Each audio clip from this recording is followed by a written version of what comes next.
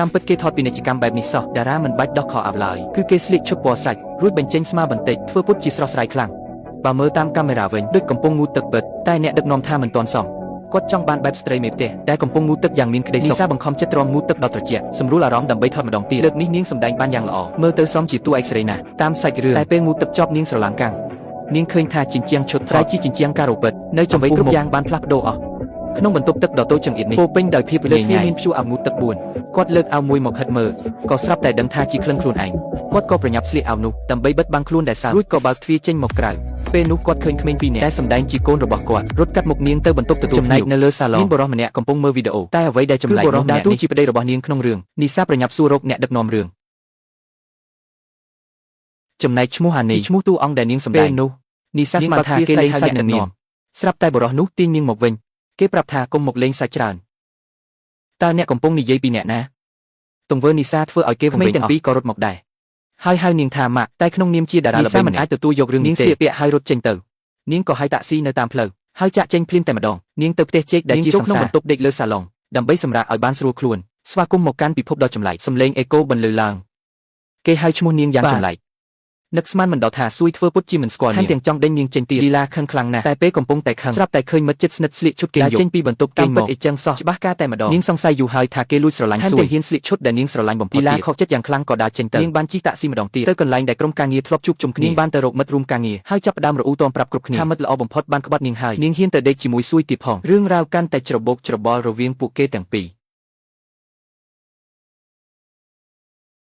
លើកនេះឌីឡាមានអារម្មណ៍ថាលើកពេកហើយនៅតែបន្តបោកប្រាស់នាងទៀតប៉ុន្តែលទ្ធផលចុងក្រោយគឺគ្រប់គ្នានៅទីនេះពិតជាមិនស្គាល់ឌីឡាមែនគេដេញនាងចេញពីបារភ្លាមអស់ជំរឿហើយឌីឡាមានតែត្រឡប់ទៅផ្ទះនោះវិញនាងស្ទើរតែជឿថាវាជារឿងពិតទៅហើយរូបថតគ្រួសារដែលមានគ្នា4នាក់រូបថតការងាររបស់នាងជាមួយដាចុងខ្លួនពីតារាល្បីជាស្រីសាមញ្ញមែនទេឌីឡានៅតែគិតថារឿងនេះឈួតឡប់សម្រាប់ចិត្តដេកឲ្យបាត់ទៅប្រហែលជាយល់សប្តិស្អែកភ្ញាក់ឡើងនឹងចប់គ្រប់យ៉ាងតែការពិតបង្ហាញថាឡើងអ្វីនៅដដែលគាត់ជាមេផ្ទះក្នុងពាណិជ្ជកម្មបាត់ហាន់ដានរស់នៅក្នុងផ្ទះតូចជាមួយប្តីខ្វក់និងកូនរំខានអ្វីដែលសីគឺត្រូវទៅធ្វើការក្នុងរឿងនាងជាបុគ្គលិកធនាគារនាងទៅធនាគារដើម្បីឆែកមើលនាងស្វែងរកឈ្មោះឌីឡាលើបណ្ដាញលទ្ធផលគឺគ្មានព័ត៌មានតតែសោះរឿងដែលនាងធ្លាប់សម្ដែងពីមុន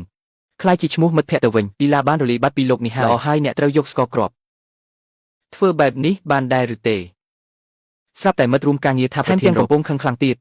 ឌីឡាស្ទុះចូលក្នុងបន្ទប់ប្រាប់ថាខ្លួនមិនមែនហាន់ដានទេគឺជាតារាល្បីឈ្មោះឌីឡាហើយអ្វីគ្រប់គ្នាមិនស្គាល់ពេលដែលឌីឡាចិត្តឈួតទៅហើយរឿងអស្ចារ្យក៏បានកើតឡើងវាគ្រាន់តែជាព្យុះភ្លៀងមួយប៉ុណ្ណោះបាទ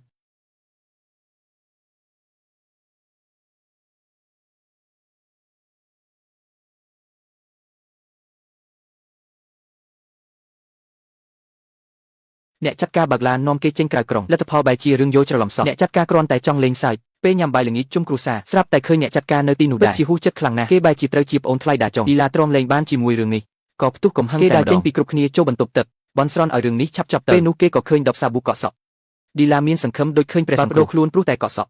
ប្រហែលជាអាចត្រឡប់ទៅវិញបានឌីឡាក៏ចាប់ផ្ដើមកក់សក់ភ្លាមមានអារម្មណ៍ថាស្រស់ស្រាយណាស់ពេញដោយក្តីសុខតែពេលគេបើកភ្នែកឡើងការពិតនៅតែជាការពិតដដែលតាចុងនិងអ្នកចាត់ការនៅចំពោះមុខមកឈរចាំគេនៅទីនេះទង្វើចម្លែកគេក៏ត្រូវបញ្ជូនពេទ្យគេកាន់តែចង់បញ្ជាក់ថាខ្លួនជាតារាគ្រូពេទ្យកាន់តែគិតថាគេឈួតធ្ងន់គេខំសម្ដែងឲ្យគេមើលដើម្បីបញ្ជាក់ថាខ្លួនជាតារាល្បីគេឃុំខ្លួនទុកឌីឡាអស់សង្ឃឹមខ្លាំងមែនទែន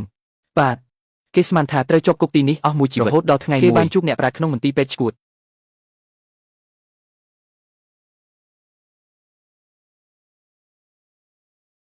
សម្ដីអ្នកប្រាជ្ញធ្វើឲ្យគេភ្ញាក់ខ្លួនឌីឡាក៏យកសាច់រឿងគេចាប់ផ្ដើមរៀបចំខ្លួនចិញ្ចៀនរៀបការឲ្យជាប់មួយភ្នែកសោះក៏ខ្លាយជាហាន់ដានតាមពិតការចេញពីទីនេះងាយណាស់គេគ្រាន់តែធ្វើពុតជាហាន់ដានឲ្យសោះគេអរគុណគ្រូពេទ្យដែលបានព្យាបាលហើយប្រាប់ថាខ្លួនឯងសះស្បើយហើយចង់ជួបប្តីនិងកូនឲ្យបានឆាប់ចុងក្រោយឌីឡាប្រាល្បិចសម្ដែងរហូតបានទៅផ្ទះតែគេត្រូវប្រឈមមុខនឹងជីវិតហាន់ដានជាពិសេសពេលឃើញសម្រស់នាងអាធំតែងតែចង់ក្បែរប្រពន្ធរាល់ថ្ងៃសំណាងហើយដែលមានកូនជួយបន្លំធ្វើឲ្យឌីឡាគេចផុតពីការរំខានតែវាមិនមែនជាមធ្យោបាយល្អទេគេក៏ចាប់ផ្ដើមរៀបចំផែនការបើខ្លួនឯងធ្លាក់មកក្នុងលោកស្របគ្នាគេត្រូវប្រើសមត្ថភាពដែលមានដើម្បីរស់នៅក្នុងជីវិតផ្ទាល់ខ្លួនវិញគេតុបតែងខ្លួនយ៉ាងស្អាតទៅរកសៀវក្នុងនាមជាតារាសម្ដែងម្នាក់សូមឲ្យសៀវជួយណែនាំដល់អ្នកដឹកនាំពេលនេះទើបដឹងថាសៀវជាប្រុសព្រាន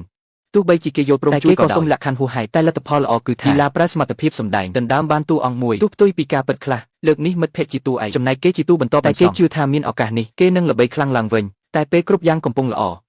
ស្រាប់តែអ្នកចាត់ការមករកហើយបង្ខំឲ្យគេប្រគល់លុយតាមពិតអ្នកចាត់ការនឹងហាន់ដានលួចលាងលុយយកខ្វក់ឲ្យបងធំឥឡូវលុយនោះនៅនឹងហាន់ដានខាងបងធំកំពុងតាមទាយតែឌីឡាតាមរំខានរហូតធ្វើឲ្យអ្នកចាត់ការសឹងឈួតតែឌីឡាមិនដឹងលុយនៅណាសំណាងបានដាចុងមកជួយតអ្នកចាត់ការក៏ប្រញាប់រត់បាត់ថ្ងៃបន្ទាប់ឌីឡារស់នៅជាហនដានពេញទូទាំងហាត់សម្ដែងនឹងមើលគ្រួសារមានពេលមួយគេរៀបចំបន្ទប់ក៏ស្រាប់តែរកឃើញលុយតែហាន់ដានលាក់ទុកពេលមានលុយក្នុងដៃបែបនេះគេកាន់តែមានទំនុកចិត្ត ហើយភ្លាមនោះក្រុមបងធំរកគេឃើញហើយនោះឌីឡាបើកឡានទៅផ្ទះស្រាប់តែជួបគ្រោះថ្នាក់ចរាចរណ៍ពេលគាត់ដឹងខ្លួនឡើងវិញមានក្រដាសមួយបិទលើឡានវាប្រាប់ឲ្យគេក្នុង24ម៉ោងត្រូវប្រគល់លុយទាំងអស់មកថ្ងៃបន្ទាប់ជាថ្ងៃសម្ដែងរបស់គេបានទុកសម្បត្តិឲ្យមិត្តភ័ក្តិបំណងចប់ការសម្ដែងថ្ងៃនេះនឹងយកលុយទៅចាប់ផ្ដើមថ្មីតែចេញពីផ្ទះក៏ត្រូវប៉ូលីសឃាត់ហើយបញ្ជូនឡើងឡានប៉ូលីសឌីឡាស្មានថាបែកការរឿងលុយតែដល់ប៉ុស្តិ៍ទើបដឹងរឿងពិតគឺរឿងគ្រោះថ្នាក់ឡានថ្ងៃមុនគាត់បានបុកខូចខាតទ្រព្យរដ្ឋត្រូវដកពីទូននិងពីនៃជាប្រាក់ស្មានតែរឿងធំតាមពិតអត់ឌីឡាប្រញាប់ទៅដល់រោងល្ខោនតែអ្នកដឹកនាំប្រាប់ដំណឹងអាក្រក់របស់គេត្រូវគេដូរចេញបាត់ព្រោះគេលាក់ប្រវត្តិរូបនិងបន្លំឯកសារសម្ដែងគេដណ្ដើមតំណែងក៏លួចស៊ើបអង្កេតពីក្រោយខ្នងពេលនេះក្តីសង្ឃឹមរបស់ឌីឡាលីចិត្តក៏ដោយបាទតែចុងក្រោយចាញ់ចិត្តមនុស្សគេដើរត្រេកត្រត់ឡើងដំបូងសម្ដែងរឿងខ្លួនឯងក្នុងភ្លាមជាការសម្ដែងចុងក្រោយពេលនោះពួកបងធំមកដល់ឌីឡាយកលុយទាំងអស់ចេញមកគេបាច់លុយចោលពីលើដំបូលរួចដើរចុះមកក្រោមវិញដើម្បីប្រឈមមុខនឹងការពិតតែនៅពេលដែលដៃគេសក់ដែលទឹកជោករឿងអស្ចារ្យបានគេបានត្រឡប់មកកន្លែងថតទើបតែចេញពីតួអង្គការសម្ដែងគេទទួលបានការសរសើរគ្មានអ្នកណាដឹងឡើយគេបានឆ្លងកាត់មួយជីវិតពេលគ្រប់គ្នាដើរចេញអស់នៅសល់តែឌីឡាអង្គុយម្នាក់ឯងគេមិនដឹងថាជាយល់សប្តិឬអត់តែរបួសក្នុងសុបិននៅមានពិតក្រោយឆ្លងកាត់រឿងទាំងអស់នេះប្រហែលឌីឡាយល់ពីជីវិតច្បាស់ចុច follow ដើម្បីទទួលបានវីដេអូថ្មី